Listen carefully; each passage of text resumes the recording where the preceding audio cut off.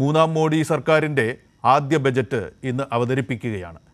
7 budget അവതരിപ്പിച്ച് record നേടുന്ന ധനമന്ത്രി നിർമ്മല സീതാരാമന് ആദ്യമായി അഭിനന്ദനങ്ങൾ. 2 മോദി സർക്കാരുകളുടെയും ഇതുവരെയുള്ള ബജറ്റുകൾ വിട്ടുവീഴ്ചയില്ലാത്ത കമ്പോള നിലപാടുകൾ ഉയർത്തിപ്പിടിക്കുകയായിരുന്നു.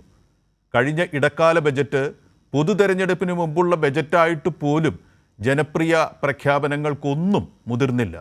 ആ രീതി ഇനിയെങ്കിലും മാറുമോ? ഹരിയാന അടക്കമുള്ള സംസ്ഥാനങ്ങളിൽ നിയമസഭാ തെരഞ്ഞെടുപ്പ് വരാനിരിക്കെ കഴിഞ്ഞ ലോക്സഭാ തെരഞ്ഞെടുപ്പ് നൽകിയ പാഠങ്ങൾ ഉൾക്കൊണ്ട് ബജറ്റിൽ കമ്പോള യുക്തികൾക്കപ്പുറം ജനകീയ ഇച്ഛകൾ കൂടി കണക്കിലെടുക്കാൻ BJP കേന്ദ്ര സർക്കാർ തയ്യാറാകുമോ? ചരിത്രപരമായ തീരുമാനങ്ങൾ ഈ കുറി ബജറ്റിൽ ഉണ്ടാകും എന്ന രാഷ്ട്രപതി ദ്രൗപദി മുർമുവിൻ്റെ പ്രഖ്യാപനം എന്തിൻ്റെ വിളംബരമാണ്? 2047 വികസിത രാഷ്ട്രമാവുക എന്ന ലക്ഷ്യം നേടാൻ എന്താണ് ഈ ബജറ്റിൽ കരുതി വച്ചിരിക്കുക? പൊതു തെരഞ്ഞെടുപ്പിൽ BJPക്ക് തനിച്ച് ഭൂരിപക്ഷം കിട്ടാത്തതും സർവകക്ഷികളുടെ സമ്മർദ്ദവും ബജറ്റിൽ എന്ത് ഫലം ഉണ്ടാക്കും? രണ്ടാം മോദി സർക്കാർ ആരുടെ രോഷത്തിനാണോ ഏറ്റവും കൂടുതൽ ഇരയായത് ആ കർഷകർക്ക് ഈ ബജറ്റ് എന്ത് നൽകും? കേന്ദ്ര സാമ്പത്തിക സർവേയിൽ ആശങ്കകൾ നിഴലിക്കുന്നു എങ്കിലും ലോകത്തിൽ സാമ്പത്തികമായി ഏറ്റവും വേഗം വളരുന്നു എന്ന് അവകാശപ്പെടുന്ന ഇന്ത്യ ആ വളർച്ചയുടെ ആനുകൂല്യം ഈ രാജ്യത്തെ ജനകോടികൾക്ക് പങ്കിട്ട് നൽകുമോ? ലോകത്തിൽ ഏറ്റവും കൂടുതൽ വരുമാനാന്തരമുള്ള രാജ്യമായ ഇന്ത്യ സാമ്പത്തിക അസമത്വത്തിൻ്റെ കാര്യത്തിൽ ലോകത്ത് ബ്രസീലിനും ദക്ഷിണാഫ്രിക്കയ്ക്കും മാത്രം മീതെ നിൽക്കുന്ന ഇന്ത്യ ആഗോള സാമ്പത്തിക ചിന്തകരും G20 നേതാക്കളിൽ ചിലരും ആവശ്യപ്പെടുന്നത് പോലെ ശതകോടീശ്വരന്മാർക്ക് നികുതി ഏർപ്പെടുത്തുമോ? BJPയുടെ സഖ്യകക്ഷികൾ കൂടി ആവശ്യപ്പെടും പോലെ സംസ്ഥാനങ്ങൾക്ക് കൂടുതൽ വിഹിതം നൽകുമോ? വിവേചനത്തിനെതിരെ സുപ്രീം കോടതി വരെ പോയ കേരളം എന്ന 3.5 കോടി പൗരന്മാരുടെ സംസ്ഥാനത്തിന് കേന്ദ്രമന്ത്രിമാരായ ജോർജ് കുര്യൻ്റെയും സുരേഷ് ഗോപിയുടെയും സംസ്ഥാനത്തിന് നിർമ്മല സീതാരാമൻ്റെ ബജറ്റ് നീതി നൽകുമോ? ചോദ്യങ്ങൾ ഏറെയാണ്. ബജറ്റ് അവതരിപ്പിക്കാൻ മണിക്കൂറുകൾ മാത്രം ബാക്കിയിരിക്കെ നമ്മുടെ ചിന്താവിഷയം ഇങ്ങനെ ചിലതാണ്. ഇപ്പോൾ ദില്ലിയിൽ നിന്ന് വിഷ്ണു തലവൂർ നമ്മളോടൊപ്പം ചേരുകയാണ്. വിഷ്ണു, ബജറ്റിൻ്റെ ഒരുക്കങ്ങൾ ഏതുവരെ ആയിട്ടുണ്ട്? എപ്പോൾ ബജറ്റ് അവതരിപ്പിക്കും? എന്തൊക്കെയാണ് ദില്ലിയിൽ നിന്ന് ഈ ചർച്ചയിലേക്ക് ആമുഖമായി കൂട്ടിച്ചേർക്കാനുള്ളത്?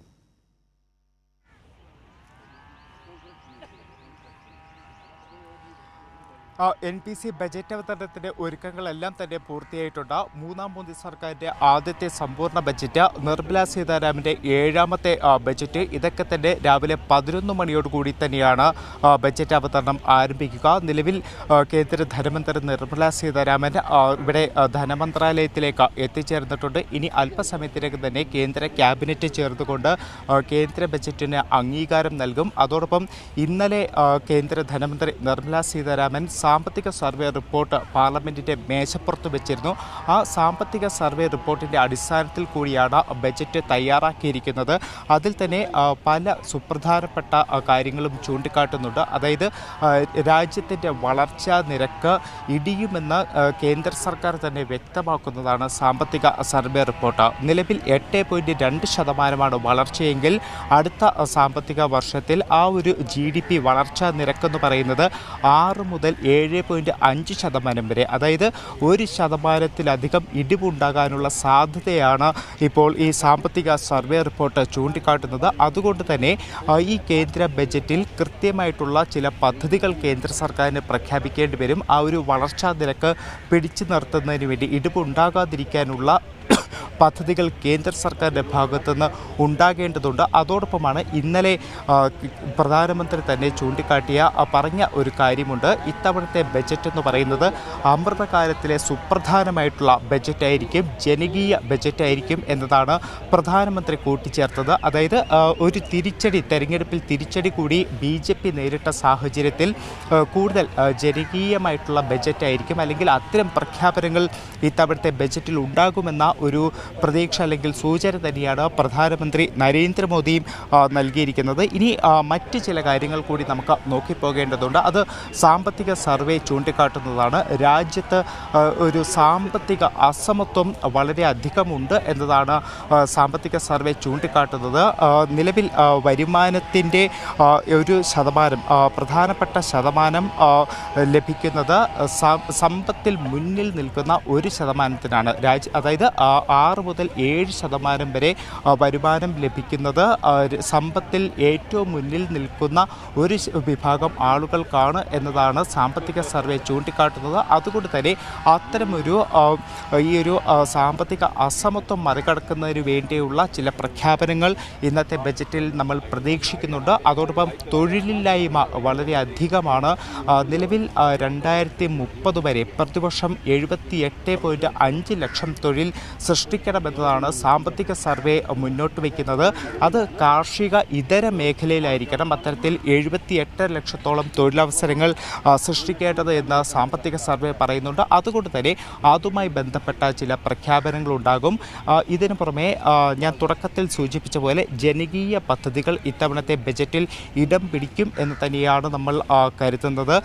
കർഷകർക്ക് കൂടുതൽ പ്രഖ്യാപനങ്ങളുണ്ടാകും. നിലവിൽ പ്രധാനമന്ത്രി കിസാൻ യോജന പ്രകാരം 6,000 രൂപയാണ് നൽകുന്നതെങ്കിൽ അതിൻ്റെ പരിധി 8,000 രൂപ വരെ ഉയർത്താനുള്ള സാധ്യതകൾ നിലനിൽക്കുന്നുണ്ട്. അതോടൊപ്പം ഈ ബജറ്റ് മൂന്നാം മോദി സർക്കാരിൻ്റെ ആദ്യ ബജറ്റ് അവതരണത്തിലേക്ക് പോകുമ്പോൾ അവർ നേരിടുന്ന ഒരു പ്രശ്നമെന്ന് പറയുന്നത് കഴിഞ്ഞ 2 മോദി സർക്കാരിലും പൂർണ്ണ ആധിപത്യം BJPക്ക് ഉണ്ടായിരുന്നു. പക്ഷേ മൂന്നാം സർക്കാരിലേക്ക് വരുമ്പോൾ അത്തരത്തിലൊരു ആധിപത്യം BJPക്കില്ല.